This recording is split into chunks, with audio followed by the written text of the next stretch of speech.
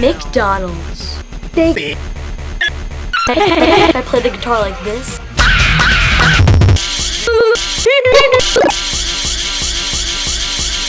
Are you scared? Are you scared? I am.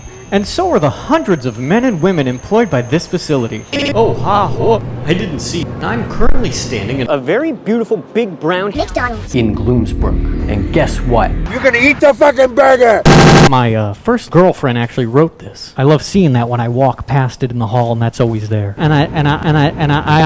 This is one of the areas of the building that just made me fall in love. I was just taken with the entire facility. If you would like more information, please go here. Big Mac, Big Mac, Big Mac, Big Mac, Big Mac. This is the Big Mac.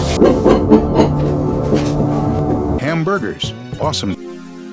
When asked by a duke where best to make his home, Voltaire replied, McDonald's.